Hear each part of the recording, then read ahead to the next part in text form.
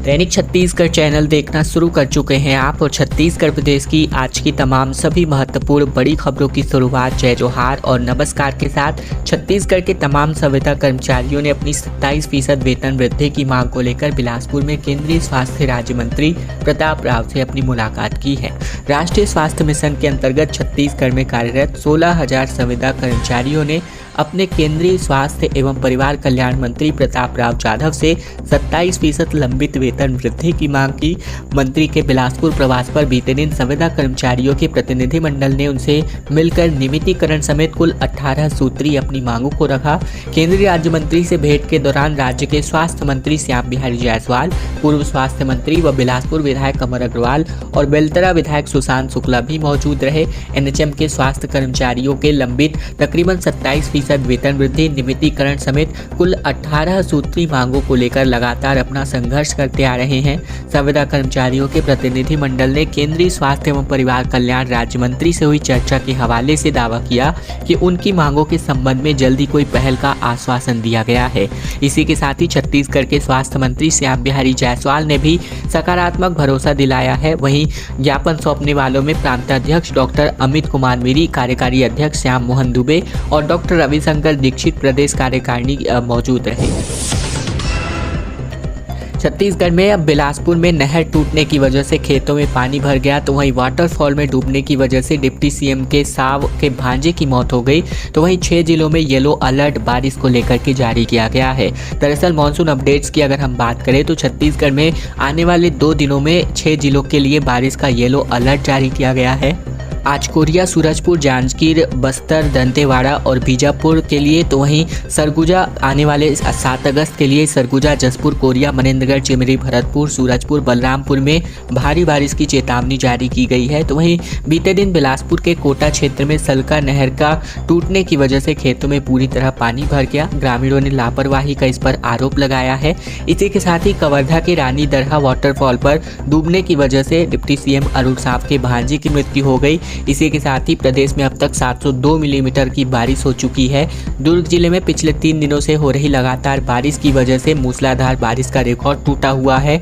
तो वहीं बारिश की वजह से मौसम ठंडक में घुल गई है। इसी के साथ ही अगर बिलासपुर की बात करें तो आसमान में काली घटाएं सुबह से ही छाई रही हैं। कुछ जगहों पर बूंदाबांदी के साथ खंड वर्षा भी हुई, तो वहीं कुछ जगहों पर दोपहर को धूप भी निकल आई। वहीं मनेन्द्रगढ़ की बात करें तो बनास नदी यहाँ पर उफान पर है। ऐसा बात करें तो मौसम विज्ञान विभाग के मुताबिक सबसे अधिकतम तापमान 34.3 डिग्री सेल्सियस सुकमा में रिकॉर्ड किया गया है। तो वहीं सबसे कम न्यूनतम तापमान 19.4 डिग्री सेल्सियस दुर्ग में रिकॉर्ड किया गया है। छत्तीसगढ़ के बिलासपुर में सेंट्रल लाइब्रेरी के सामने छात्र धरने पर बैठ गए, जहां 120% वेतन जो है फीस वृद्धि से नाराज होकर के पूर्व विधायक शैलेश पांडे को इन्होंने घेराव कर दिया। छत्तीसगढ़ के बिलासपुर में नूतन चौक स्थित सेंट्रल लाइब्रेरी के सामने छात्रों ने फीस बढ़ोतरी के खिलाफ अपना मोर्चा खोल दिया।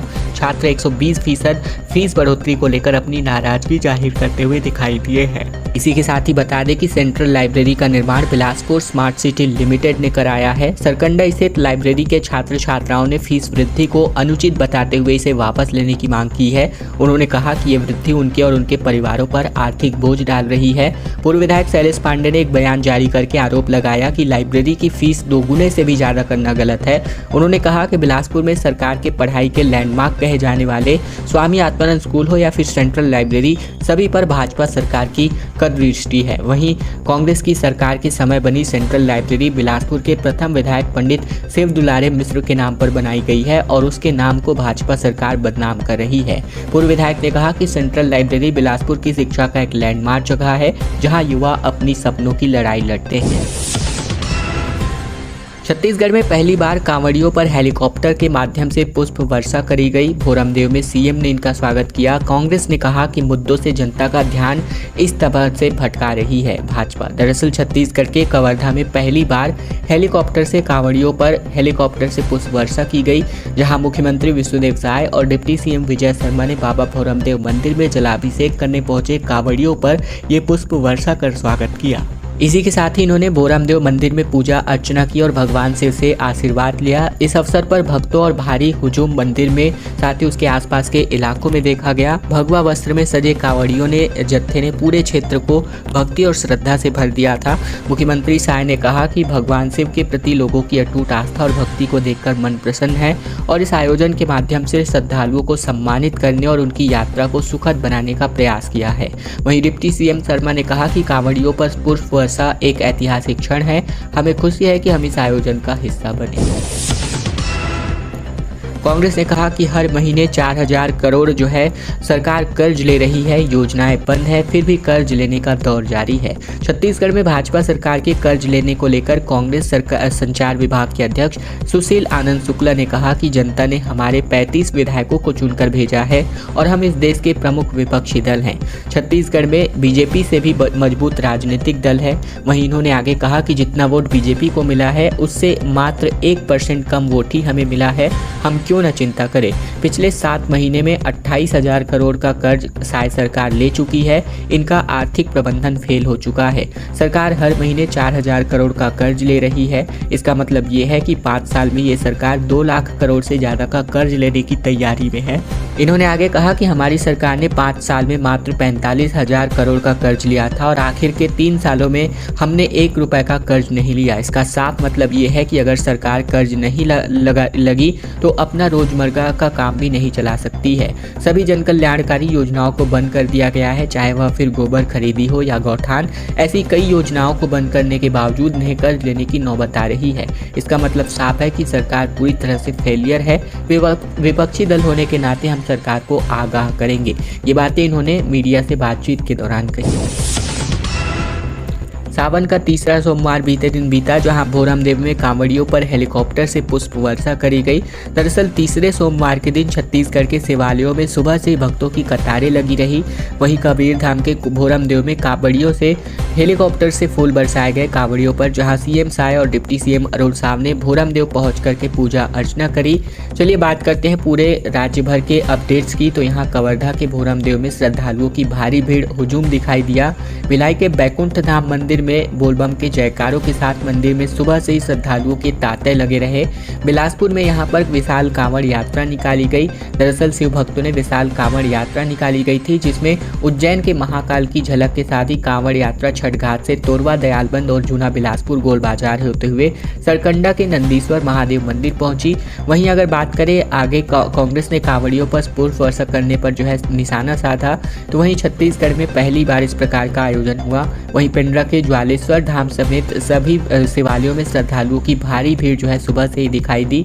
पेंड्रा के अमरकंटक के पहाड़ों पर कोहरे के बीच जल चढ़ाने के लिए कांवड़ियों का जो यहाँ पर कतारें हैं वो लगती हुई दिखाई दी। रायगढ़ के शिवालयों में भी बोलबम की गूंज यहाँ पर सुबह से ही दिखाई दी है।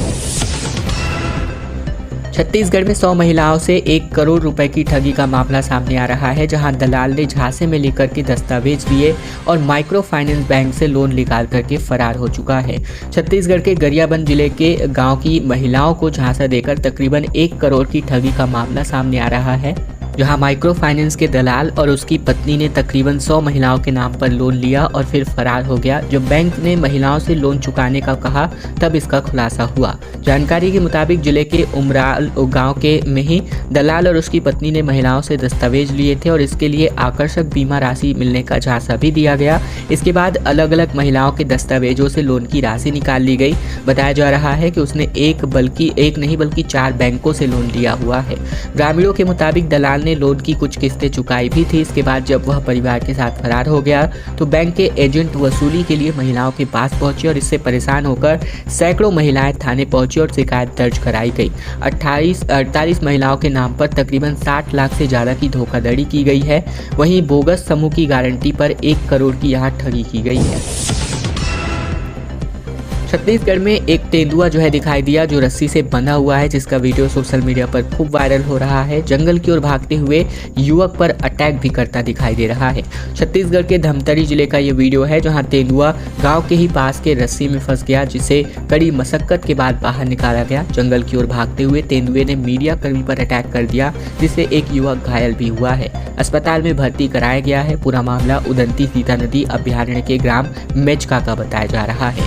ग्रामीणों के मुताबिक जो है सोंदूर बांध के किनारे मिचका गांव है, जहां ग्रामीण जब सुबह सुबह घर से बाहर निकले तो झाड़ियों से कुछ आवाज़ें आ रही थी, जिस पर साथ ही झाड़ियों से खूब जो है ये झाड़ियाँ हिल भी रही थी।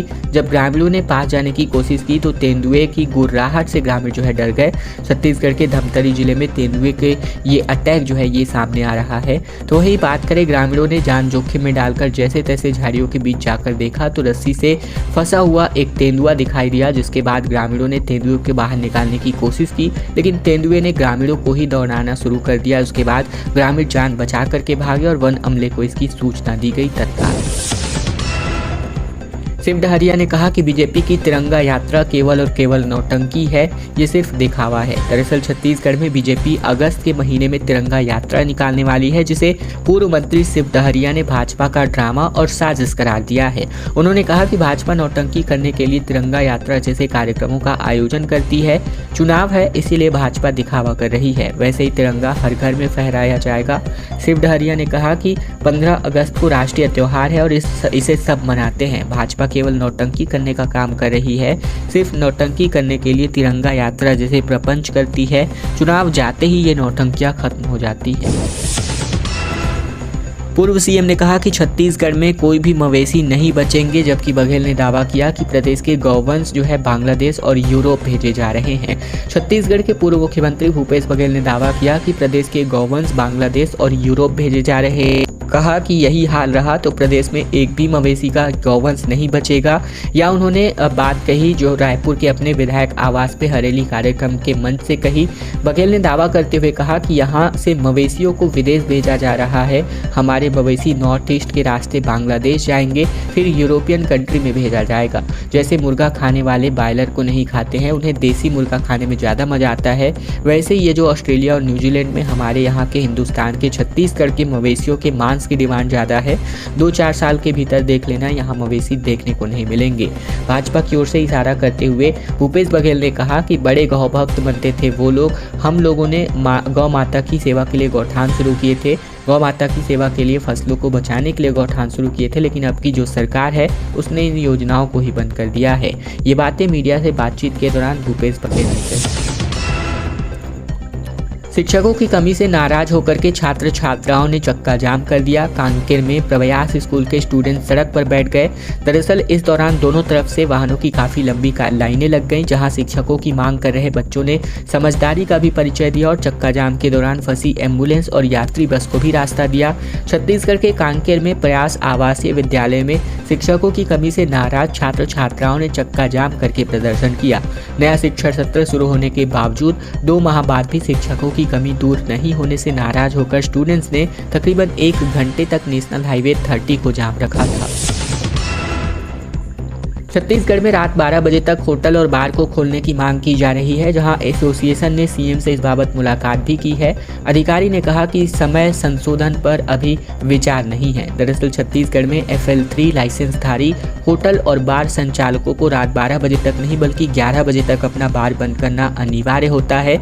इस पर FL3 लाइसेंसधारी होटल बार संचालकों ने सीएम साय और वित्त मंत्री OP चौधरी से मुलाकात कर रात 12 बजे तक बार खोलने की मांग की थी, लेकिन अभी भी समय संशोधन पर कोई विचार नहीं किया गया है।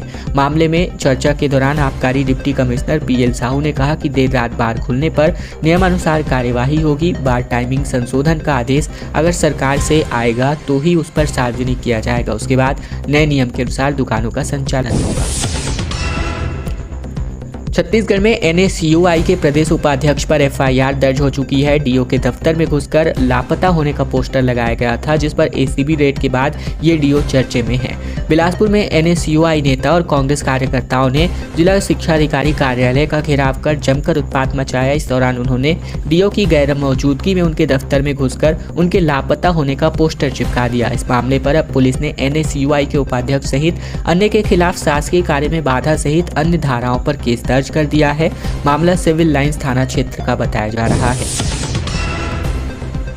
भारी टोल टैक्स को लेकर केंद्रीय मंत्री को पत्र लिखा गया। पूर्व डिप्टी सीएम टीएस सिंहदेव ने दरअसल नेशनल हाईवे पर टोल टैक्स बैरियर और टोल टैक्स में वसूली की राशि को बढ़ते बोझ को लेकर पूर्व डिप्टी सीएम टीएस सिंहदेव ने केंद्रीय सड़क परिवहन एवं राजमार्ग मंत्री नितिन गडकरी को पत्र लिखा है, जहां पत्र में टोल नाकों की कम दूरी के कारण लोगों पर बढ़ते आर्थिक भार को लेकर चिंता जताई है। अंबिकापुर रायपुर मार्ग पर लहपटरा के पास टोल नाका प्रस्तावित है और इसके बाद अंबिकापुर से रायपुर तक वाहनों का टोल टैक्स 500 रुपये हो जाने वाला है। जहां पूर्व डिप्टी सीएम टीएस सिंहदेव ने 18 जुलाई को केंद्रीय मंत्री नितिन गडकरी को पत्र भेजकर अनुरोध किया है कि टोल टैक्स नाकों को इस प्रकार युक्तियुक्तकरण किया जाए जिससे आम नागरिक पर इसका आर्थिक बोझ ना पड़े। ऐसे स्थानों पर जहां टोल नाके स्थापित हैं जिससे लगे नगरीय निकाय क्षेत्रों के लोग रोज आवागमन के लिए राशि दे रहे हैं, इनको इनसे फ्री किया जाए।